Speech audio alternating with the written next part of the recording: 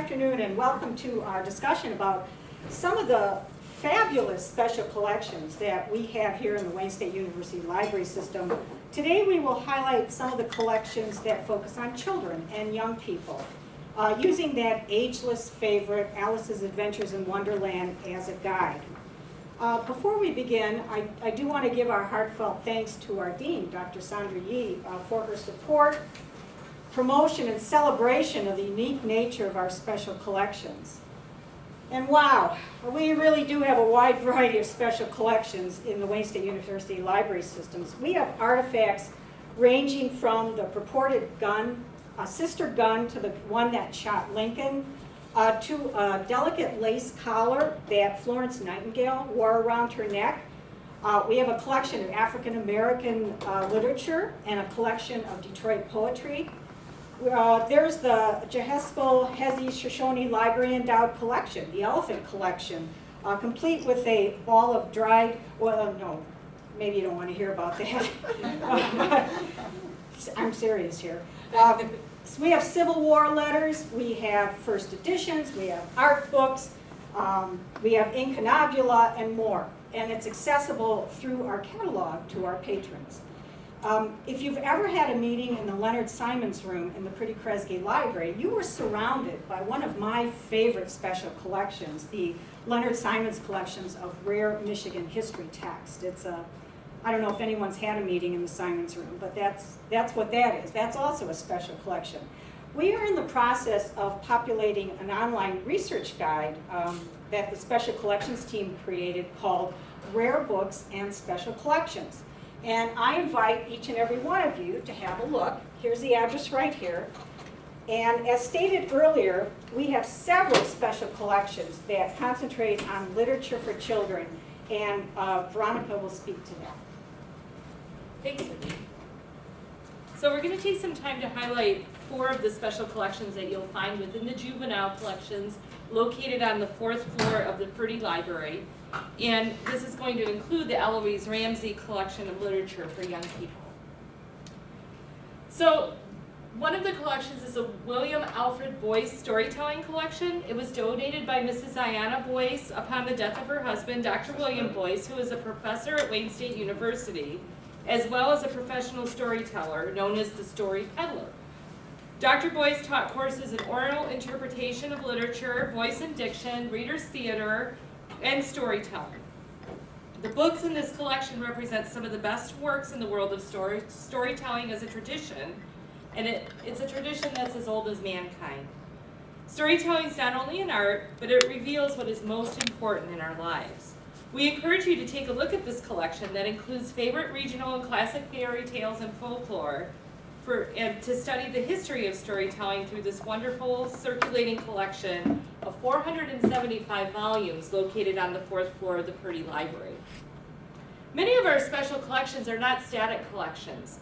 They are very dynamic. For example, the stature of this particular collection is such that when Cindy Guthrie, who was a professional librarian and a Midwestern storyteller, passed away, we were contacted by her husband, Charles Hoffaker, and Cindy and Fred, as she called Dr. Boyce, because they were friends. And her collection includes some 900 books published between 1920 and 2005. Her husband has told us that Cindy once told him that her storytelling collection was one of the most extensive in southeastern Michigan. So we are very pleased to have been selected as the location to house her storytelling books. And those should be added within probably the year.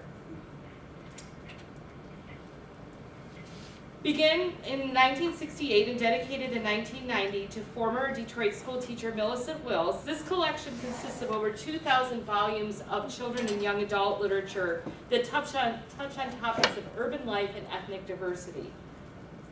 And these are both fiction and nonfiction titles. Although it's a non-circulating collection, almost all of these titles are also duplicated in our regular juvenile circulating collection.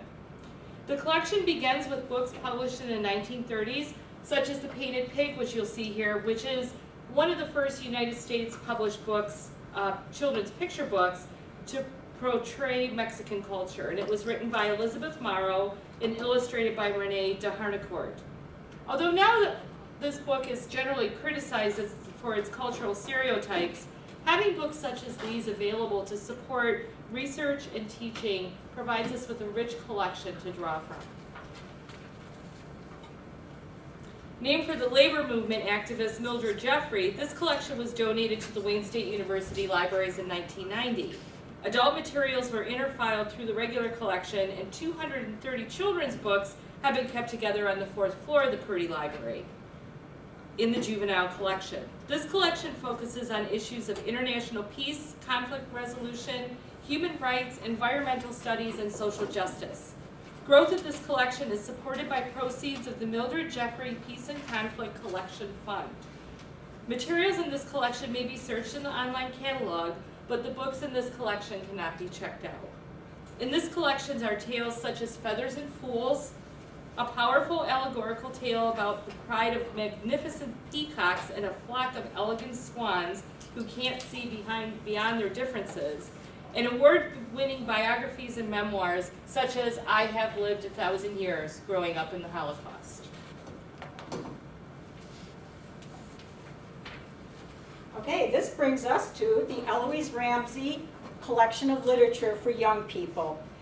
This is physically housed in the Purdy Kresge Library, and the collection bears the name of its initial donor, Eloise Ramsey.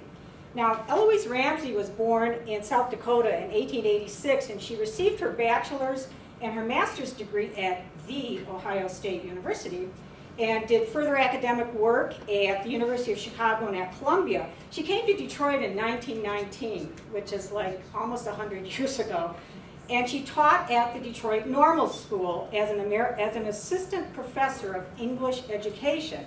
Now, the Detroit Normal School was the first iteration, really, of the Wayne State University College of Education. In 1921, it was renamed the Detroit Teachers College, and in 1930, a central university was created by the Detroit Board of Education that combined the Detroit's Teachers College with the Detroit Junior College, and it was headquartered in the main building of the old Central High School, a building that still stands today, and we still call it Old Main. So that's how it got its name. A little bit of trivia there for you. Miss Ramsey was one of 3 faculty members who strongly believed in using literature to, and this is a quote from her, cultivate a child's slumbering literary sense and image-making power. Now, together these faculty members created an education laboratory that would include a library-like setting to provide budding teachers with practice books to teach children how to read. And most of the literature books came from Eloise Ramsey's private collection, which really reflected her impeccable taste in children's literature and her advocacy of good literature for children. Now, Miss Ramsey retired from Wayne State in, I don't know, 56 is when we became a state university, but she retired in 1956. But she continued her passion for children's literature until her death in 1964. Now, when the Purdy Kresge Library was built in 1953, the books of the laboratory were moved as an entity apart from the library system to the 4th floor of the new building, then known as the General Library before it became the Purdy Kresge Library. This laboratory collection became the core of a large juvenile collection that is still located on the 4th floor of the Purdy Kresge Library. Now, Eloise Ramsey also established the basis for a collection of rare juvenile literature, which was later named in her memory. Now, today there's over 17,000 cataloged items in the Ramsey collection of literature for young people, with more on the way in the form of a generous donation by the family of Peter Saruta, who was a Wayne State University Library System staff member who passed away a few years ago. Peter's extraordinary collection of young adult fiction will be a wonderful addition to the Ramsey collection. And because the Ramsey collection was where he worked as a cataloger for many years, so it's a fitting tribute to him. Now, the book plate in the center, we believe that this, it looks remarkably like Miss Ramsey, even in her old age. And we think that this was her personal bookmark. And the bookmark on the right is the Eloise Ramsey Collection bookplate. Now, Veronica tracked down the likely artist of the bookplate with the help of the University archivist, Casey Westerman. Armed only with the artist's initials, RB, Casey attributes the bookplate design to someone named Ruth Powell Breed, who was best known for her illustrations of Michigan wildflowers. Ruth was a wife of Alexander Breed, who was a professor of English at Wayne State and its predecessors, the Detroit Junior College in particular, from 1919 to 1961. Now, Alexander Breed and Eloise Ramsey were faculty together at the Detroit Junior College and the Detroit Teachers College from 1919 on, and he continued to work until his death in the 1960s. So it's not really a stretch to suggest that Ruth and Eloise may have been friends as well. I mean, do you guys see I see a resemblance between the lady on the left, the lady in the middle, and maybe even these two book plates here as well. Okay, what does the Ramsey collection contain? Well, the Ramsey collection, of course, it contains the historical material we have just discussed, and it annually adds the Caldecott and the Newbery Award winners, that are donated by the generosity of dedicated library system supporter Delois Silverstein. And we sometimes find candidates in the open stacks of the fourth floor juvenile collection to transfer into the Ramsey collection.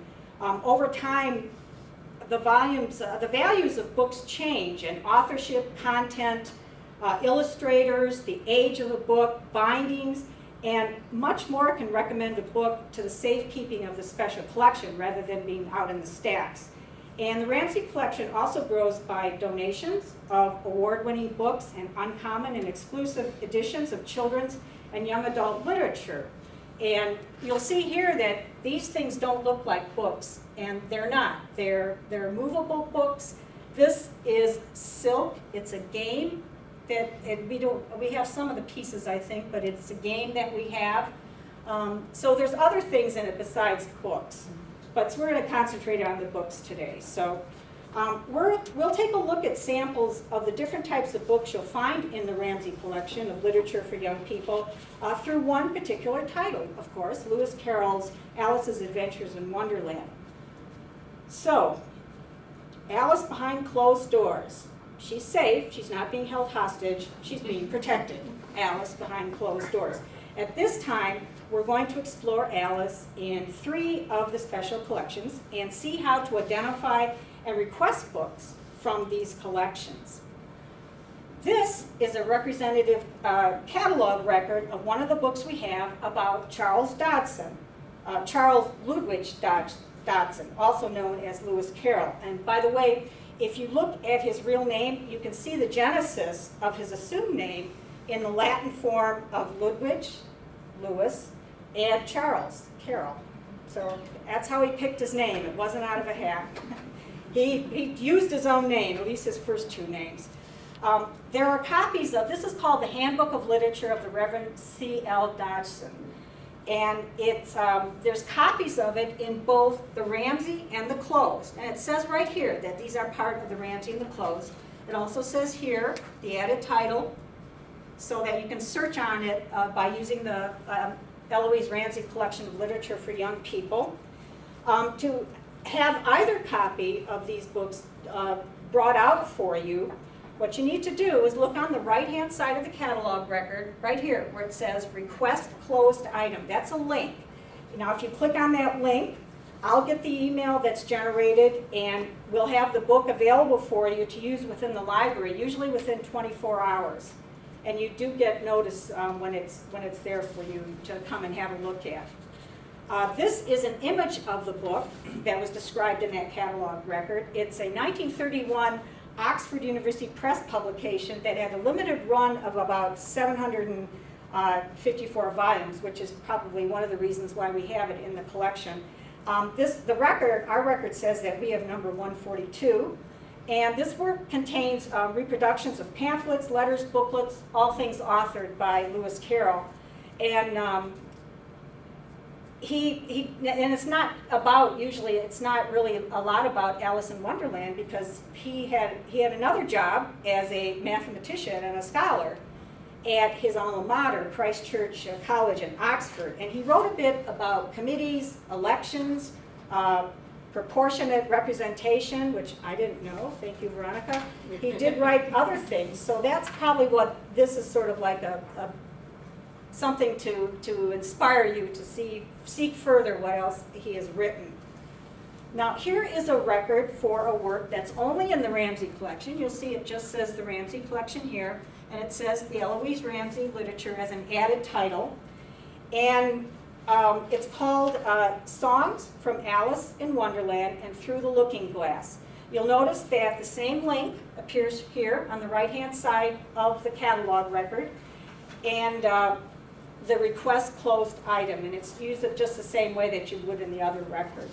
Now, here are some images from the actual book. It was published in 1921 in London, and it was Lucy E. Broadwood, that's a great name, isn't it, set Carol's Words to Music. This one happens to be the Jabberwocky up here. Now, Miss Broadwood was an accomplished singer, composer. She was an amateur poet, also a well-known English folk song collector and researcher in the late 19th century and the early 20th century. And as a side note, she was also one of the founders of the Leith Hill Music Festival in 1905, still in operation in 2015. It's a competition, it's a competitive amateur choir festival in Surrey. So that's some of her background. Now, the color plates, which are just beautiful, and illustrations are by somebody named Charles Folgard. He's a prolific illustrator of children's books who worked with the A&C Black Publishing House that published this particular book. And he originated the Teddy Tail cartoon strip in London's Daily Mail. So that's all what he did too. Now, this is a vault record. And this is what a vault record looks like in our catalog. It says, we don't want to fool anybody, Purdy Kresge Library Vault. That's exactly what it is, and that's what it means. And we have a vault for our most rare special collections, including individual pieces that are cataloged for the Eloise Ramsey collection. And you'll see that right here. It's cataloged for this. This record shows the Salvador Dali, Alice's Adventures in Wonderland. I don't know if you've ever seen this thing. It's like this big. It's huge. It's really, really big. And there's 12 marvelous prints in it, 13 if you count the frontispiece. But it's a huge book, and it has unbound leaves. So it's like a box, really, that all the unbound leaves are in. Now, in order to, you'll notice that in the notes field here, this is my contact information. And that's how you get something out of the vault. You contact me, and we have to make an appointment.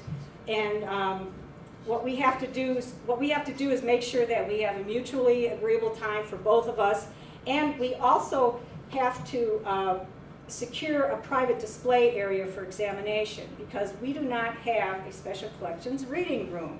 Now, our dean is spearheading an initiative to create a special collections reading room in the Adamany Undergraduate Library, but until then, these are the procedures that we use in order to make these books accessible for people.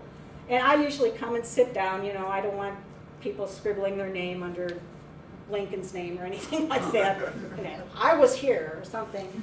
So, I mean, don't take offense if I sit in with you, because that's my job. Now, here are just two of the stunning prints. Again, these are this big. They're not small prints. In the Dali book, and this book was published by the New York's Maecenas Press, Random House, 1969. It was distributed as their book of the month, if you can believe that. It's one of the most sought-after Dali suites of all time. It has 12 heliogravures, an intaglio print process that fixes a photograph image on a specially prepared copper plate, which is then placed in a hand-turned press to create the image. There is one print for each chapter of the book, and an original signed etching in 4 colors as a frontispiece. 2,500 were created, and we have number 631. And you will recognize, of course, the melting clock tea table. That's what that is there. This is the mock turtle, and I believe that there's also, the cat's face might be in here also. Because look, there's the cat's head, right? And there's another cat's face in there for the Cheshire Cat. And in all of the pictures, Dolly put Alice. That's Alice holding a hoop. She's up there, she's right here. And she's in the frontispiece also that he created for this. Now, here's another Ramsey item in the vault. It's 8 or 9 wise words about letter writing. It's a little booklet that Lewis Carroll wrote about writing letters, and it comes with a stamp holder, a postage stamp holder. And the Wonderland postage stamp holder was a small cardboard case designed to hold postage stamps, and it was sold by a firm in Oxford, England, not Michigan. And a color picture by the classic Alice illustrator, John Tenniel of Alice, holding the baby in human form. If you guys know your Alice, you know that she never held a baby, right? She just held the pig. Is on the front of the envelope holding the case, and according to Martin Gardner in the Annotated Alice, when you slip the case out of its envelope, you find on the front of it the same picture, except that the baby has become the pig. So this was kind of hidden, and then he became the pig. And because this picture is the one that is in the Alice books, the one where she's holding the pig. And the back of the envelope and the case present a similar transformation from Tenniel's picture of the grinning Cheshire Cat, and in which the cat has mostly faded away. Here's a faded picture of him, and he's full blown right there, the cat. And now, Veronica will talk about editions, series, and languages. And since I just wanted to mention too, Cindy, since you demonstrated the size of the dolly, the stamp case is about like this. Yes, it is tiny. So you know about how big that is. So I'm going to talk a little bit about editions, series, and languages. You know, the focus of the Ramsey collection is to provide access to different editions of titles of both classic and popular children's literature. So here, you're going to see several different editions of Alice that can be found in the Ramsey collection. So the Annotated Alice, which is the red book here, was authored by Martin Gardner. He was a mathematics and science writer who actually died recently in 2010. This work provides a reader's guide along with the original text and Tenniel illustrations, and includes explanations of the mathematical concepts, wordplay, and Victorian traditions that are buried in the text. Whoops, not ready for that yet, sorry. There are also editions in other language, and I'm going to try out my Italian, including Alice nei Paesi della Meraviglia, an Italian version illustrated by Andrea Segur, who was a well-known children's book illustrator who was born in Athens, Greece in 1901, and also a version of Alice's Adventures in Russian published in the then Soviet Union in 1960. And also in the Ramsey collection, you'll find special series, such as up in the upper left corner, the Grosset and Dunlop series of literary classics called the Illustrated Junior Library. And this series was published with colorful illustration and includes titles such as Alice in Wonderland and The Wizard of Oz. Another thing that you'll find in the Ramsey collections are book titles by different illustrators. So in children's literature, as much value, or sometimes even more, can be placed on the illustrators as the authors. The Ramsey collection contains many famously illustrated examples of books and picture books. The true picture book actually traces its heritage back to Randolph Caldecott, who lived from 1846 to 1886, and for whom the annual Caldecott Medal is named. This medal is awarded by the American Library Association's Association for Library Services to Children to the artist of the most distinguished American picture book for children for that year. However, Caldecott never illustrated Alice, and he could have. So we'll explore some of the other artists who lent their hands to illustrating Alice's adventures. So this is Sir John Tenniel, and he is the first illustrator of the published Alice. He lived from 1820 to 1914 and began as an illustrator for Punch magazine, which is kind of interesting because many of the children's illustrators during what they call the golden age of children's literature, which started in the late 1800s, were actually illustrators for political magazines like Punch and others in England. So that was kind of interesting where they got their start. Supposedly, Tenniel received precise instructions from Lewis Carroll, or Dodgson, about how Alice and the characters should be represented. The Ramsey collection contains an 1875 version of Alice containing illustrations by Tenniel, but it is, alas, not a first edition. The color images of Alice made an appearance in the Nursery Alice, in which the engravings were enlarged and colored by hand by Tenniel.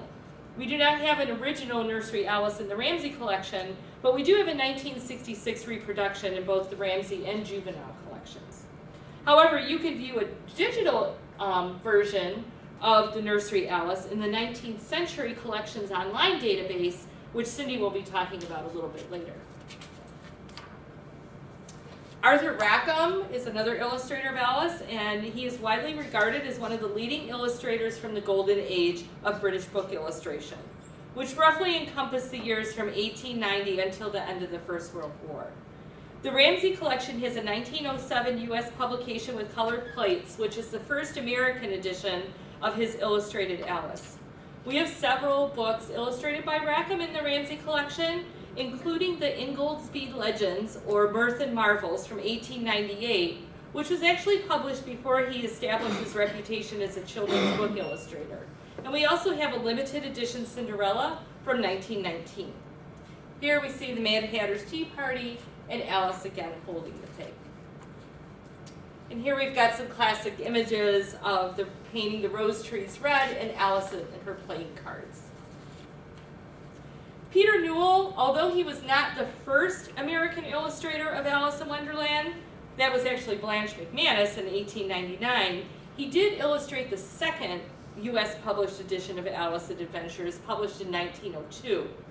As a children's book author in his own right, he created some very interesting volumes, such as the whole book, which has a hole at the center of each page to indicate the path of a bullet, and it also can be found in the Ramsey collection. For those of you who are familiar with the novel Fear and Loathing in Las Vegas by Hunter S. Thompson, you might recognize the drawings of British cartoonist Ralph Steadman.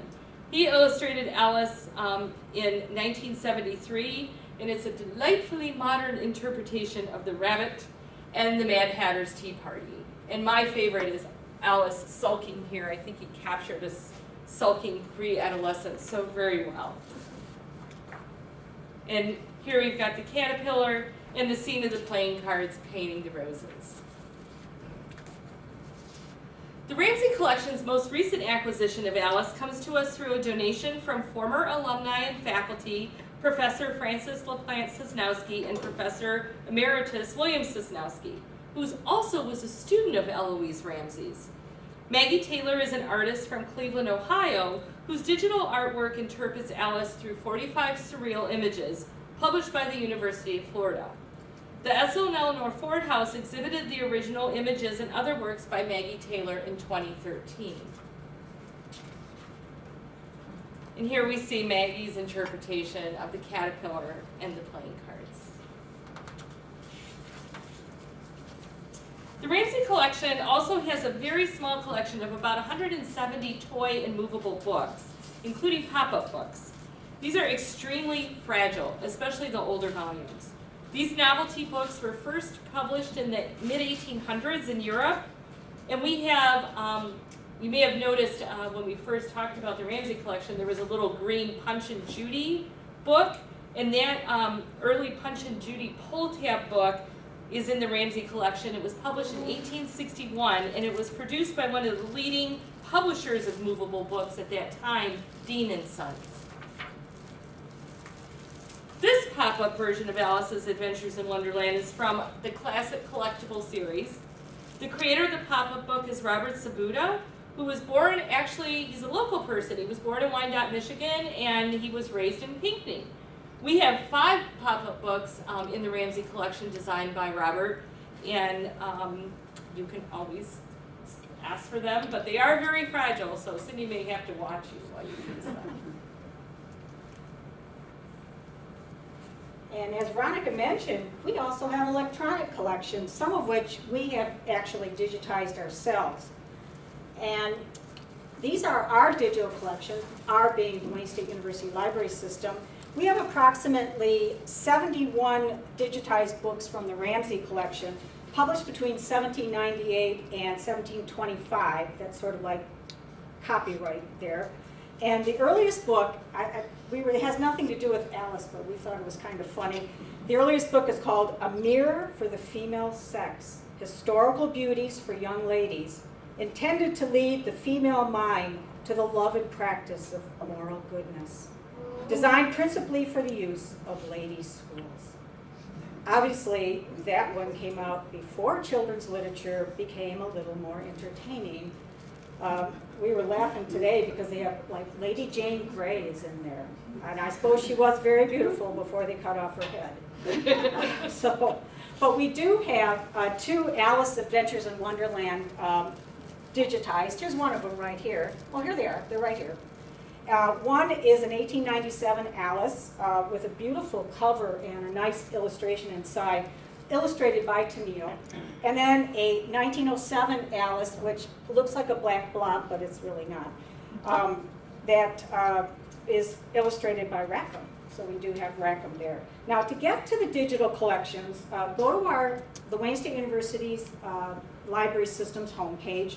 It's real easy to remember. It's library.wayne.edu.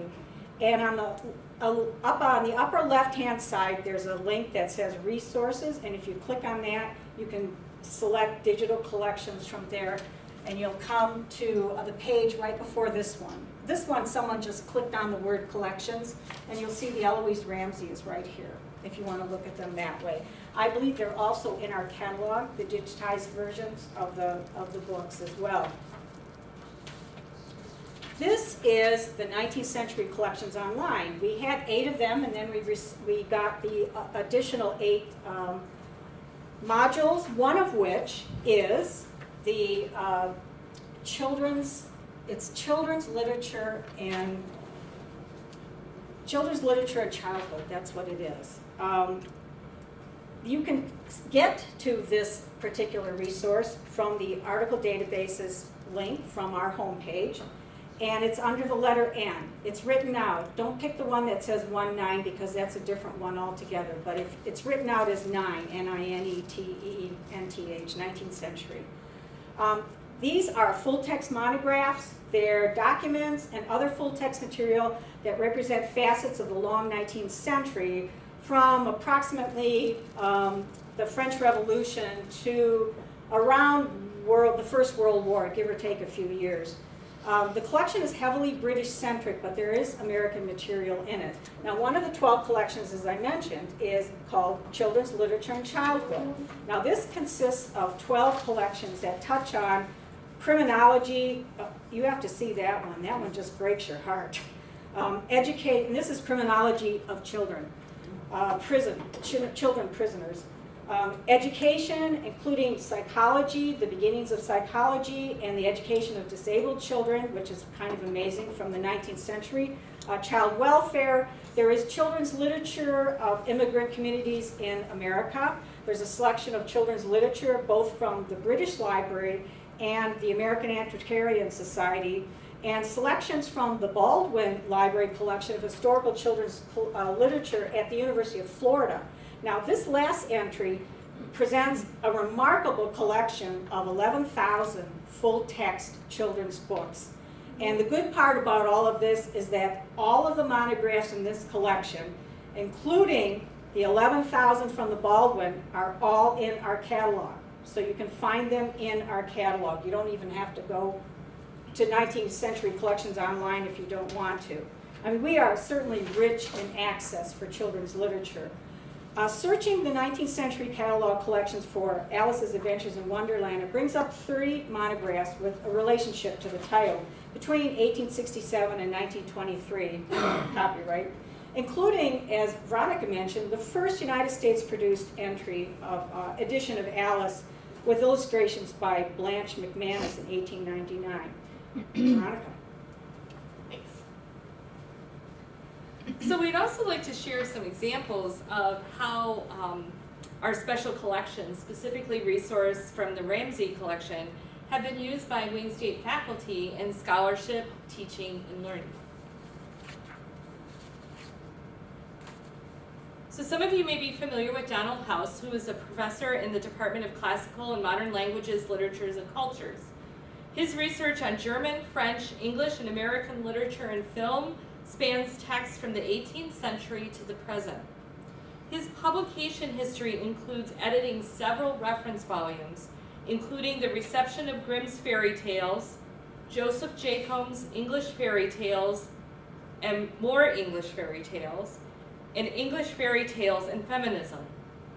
He made extensive use of the Ramsey collection while editing the 3-volume Greenwood Encyclopedia of Folk Tales and Fairy Tales, which is available in print in the Purdy Reference Collection.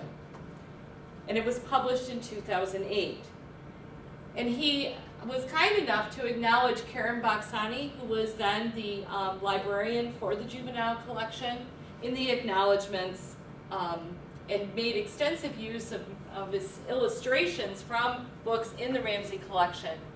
As you can see, this is an illustration from Tales and Legends of Old Russia. And it's really interesting because so many of the books in the Ramsey collection are from prior to 1926 that there really is just this extensive collection of images and text that could be repurposed and reused. I'm thinking specifically of students in arts and graphics design because they are out of copyright, and I think there's just a really rich treasure trove of things there that may not have been explored. And I want to thank Professor Lisa Maruca for coming today. We worked with her English 5680 children's literature class last fall. She contacted us to discuss how we might give students a more memorable experience interacting with some of the texts in her course, English 5680. And along with Diane Paulden, who was here earlier but unfortunately left, who is our database integrity, preservation, and serials librarian, and our graduate student assistant, Rachel Weeks, who's here today, we put together a display of over 50 books selected from the Ramsey collection, along with some special items such as authentic horn books, which you'll see down in the corner here. And the horn books are actually children's primers that were used from the 16th to 19th century. They usually contain letters of the alphabet, numbers, or brief selections of religious texts, mounted on wood, bone, leather, or stone, and protected by a thin sheet of transparent horn or mica, as you can see from these examples here. For the date Dr. Maruca suggested for her visit, the students were just finishing up a segment on the golden age of children's literature. Briefly, that golden age is considered the era in which children's literature became its own genre and changed from morality and religious stories to stories actually written for children. The first books were based in fantasy, and Carroll's Alice's Adventures in Wonderland, published in 1865, is considered one of the first in this genre. Books of this era have excellent representation in the Ramsey collection, and as you can see, the students really enjoyed viewing examples of these and other morality tales and Basil readers from the 19th century. We are really grateful for Dr. Maruca's generous praise, and we are very pleased at how this collaboration with Dr. Maruca provided a memorable learning experience for the students as they interacted with actual physical books from the collection.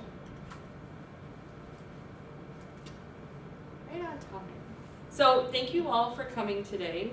We would love to give special thanks to Rachel Weeks, who is a graduate student assistant in the library system who works extensively with the Ramsey collection. She helped us develop our PowerPoint today.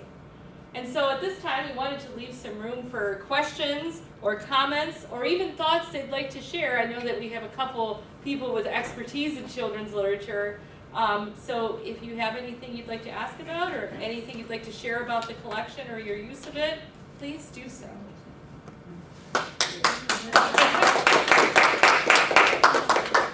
So Dr. Veronica, I see your hand up there. Yeah, I just wanted to again, just stress your last slide. My students were blown away by the hour and a half we spent with the collection. I wasn't sure what these 21st century students would, if they would think looking at old books was just really boring, even though these were English majors, and I was so excited that just the opposite was true. They were so thrilled to be doing it, and I think it was a great class all semester, but I think this was one of the highlights for sure. So I just want to encourage everyone to get students there touching old books. Thank you for that ringing endorsement. And yeah, thank you so much, because you really, all three of you, did an excellent job preparing that session and making it memorable for the students. Well, thank you. I think I can speak for both Cindy and I when we said we had a crash immersive self-propelled learning experience in the golden age of children's literature, which was fascinating. Yeah. And we learned so much about other things that were in the collection. Because as Cindy said, there's 17,000 items, and you can't look at individually 17,000 items to be able to get in there and look at a specific time period and compare things, and that was really exciting. So it was nice to have the opportunity to do that, and the need to do that. So thank you too. One of the things I did with the collection was one of the Italian instructors had me pull all the different editions we had of Pinocchio. And so I did the same thing, spread them all out, and the students, all you have to do, really working with most of the Ramsey, is just wash your hands. We don't have white gloves, because white gloves tend to rip pages when you're trying to turn them. Wash your hands. They're good. White gloves are good for fabric kind of stuff, but not paper. And they really had a ball. They went in and they were looking at all the different versions of Pinocchio that we had. And so we can do those kind of things. How did you start the Mildred Jeffrey collection piece? Look again. Yeah, but like, how do you name things after folk who, like we knew her from years ago. She was pretty iconic in this community. Board of Governors. Yeah, and I could see doing a session on peace and conflict around that collection, but did someone bring it to you? It was donated in 1990. Yeah, it was kind of prior to us Yeah. being here. And then they just say, we'd like you to name it after Mildred Well, Jeffrey? I think perhaps there were different standards then about Okay. who got to name what and so on and so forth. People We would can have to look continue- further to see Yeah, who but they it can came continue from. to donate to that collection then? Or is it closed? Can people Oh no, that is still an active Oh, okay. collection, Yeah. but it It's money. includes both children's and adult literature. Okay. And so that has actually an endowed fund. Mhm. I think it's an endowed fund Yeah. to purchase books. So that actively has books Okay. added to it, specifically purchased for that collection. I did want to mention, because I know there are some people here who are not current students, faculty, or staff, that the 19th century collections online is a licensed Wayne State resource. So you do have to either be on campus or be an active student, faculty, or staff to be able to access that collection.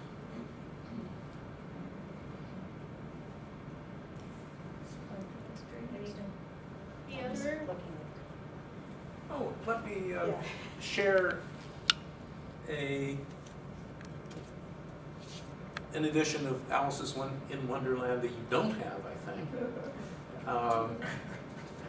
And what's interesting about this is that it was originally published as a dividend for the Book of the Month Club in 2 volumes. Oh. And there were about 3,000 sheets left over. And the Modern Library series at this time had an illustrated series that ran to about 20 titles before post-war inflation doomed it. And they took extra sheets from the Book of the Month Club edition. They trimmed it down to the size of this series, and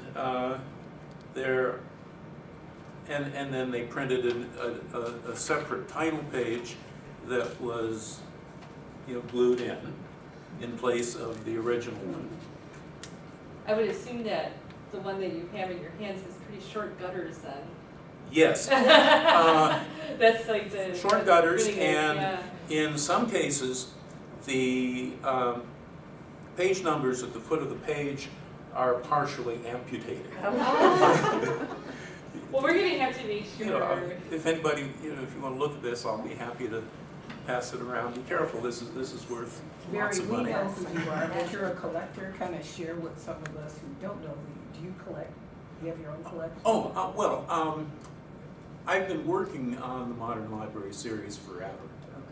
And so as part of that, I've collected not only all of the titles in the Modern Library, but as much as I can, I've collected, variations, variant dust jackets, various printings, introductions added and dropped, and so forth. And I have a massive bibliographical study of the 800 titles in the Modern Library that's being published online by the University of Virginia. So this is... That's fascinating. How did you find out the story about this one? Like how it got published? Oh, well, I've spent about 1.5 years of my life in the Random House archives in Columbia. So I've read all Bennett Cerf's mail and other That is just really, it's so interesting. yeah. But,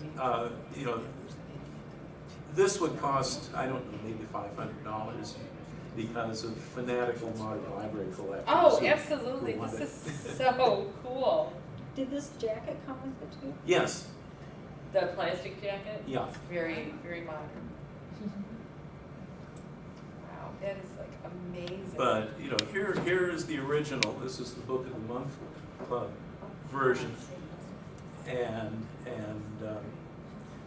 as you can see, it's fairly radically cut down in size. Yeah.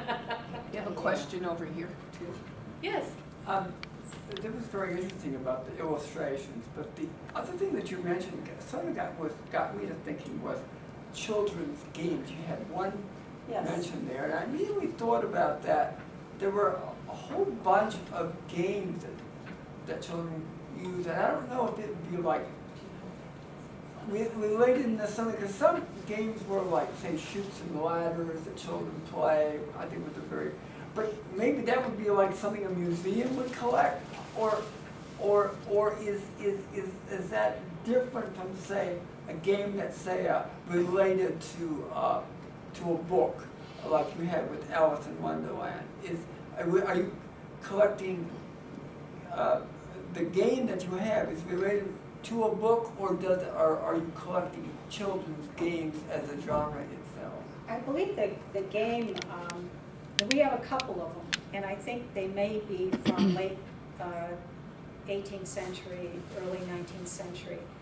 And they are collected because they're so rare, and they're so beautiful. And they've been in the collection for some time.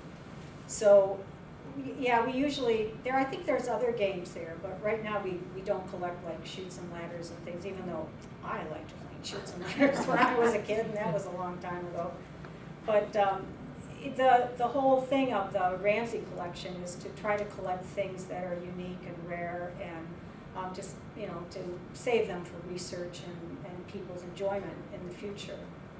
But yeah, we were just kind of mesmerized when we saw that. There's one, that was the Elephant and Castle, and I think there's one called the Swan, where, they had, one of them has a book of instructions, one of them might even have pieces, if I'm not mistaken. But the other thing, so we don't have one complete set of everything, but we have enough to know how the games were probably played and what kind of pieces that they came with, because frankly, all of my games as a kid are just tore up and ripped up and they've been thrown away a long time. So to find something out there from such a long time ago is truly a joy that it's not wrecked, because kids wreck things. That's what they're supposed to do. They're supposed to wreck things.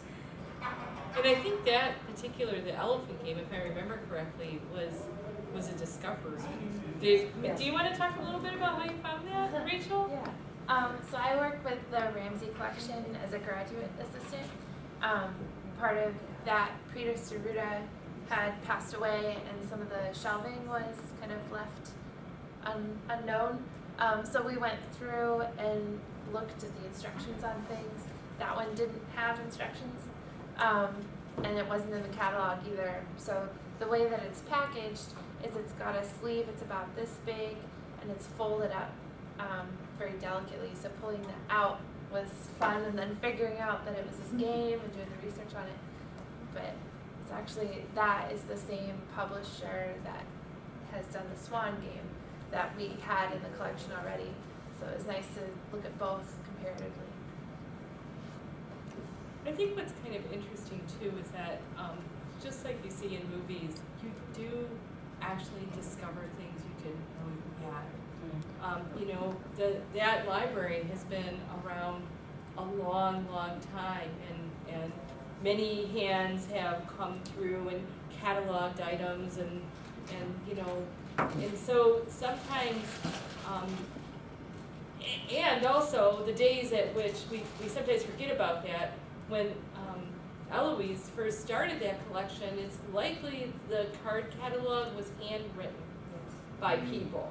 And so, yeah, and then sometimes they had, which most people don't even know about, is these things that they called vertical files, which were basically just folders you put stuff in that did not have a card in the card catalog. And I would guess, given how it was packaged, it was very likely that that started its existence in a vertical file and probably just never made it through the cataloging process.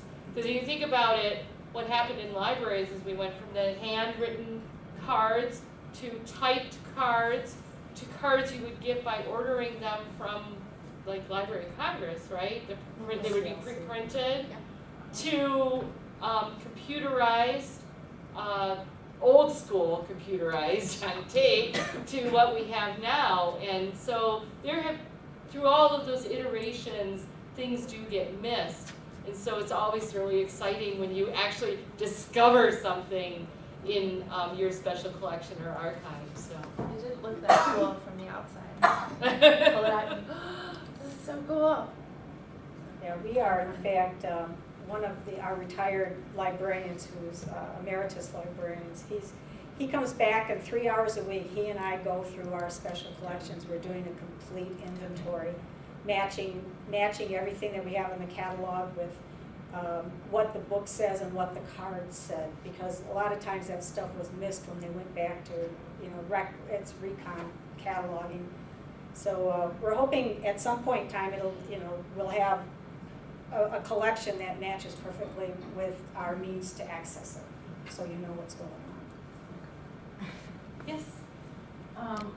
If I were doing my course again, or next time I teach it, one thing I would like to do is collaborate with you guys ahead of time, and think also not just of a one-time show and tell for students, but maybe building in an assignment that they would do with those resources, and that maybe could, because I'm usually pushing digital humanities type assignments, maybe something that would even be helpful to you guys. So I hope we can collaborate on something like that. We'd love you to be our inaugural person for integrating the 19th century collections into your course, too. The online digital. Yes. I would love that. Yeah. You will There's like some those. great stuff that talks about childhood in the 19th century, which is fantastic. Scary. No, it's brutal, really. It wasn't fun being a kid.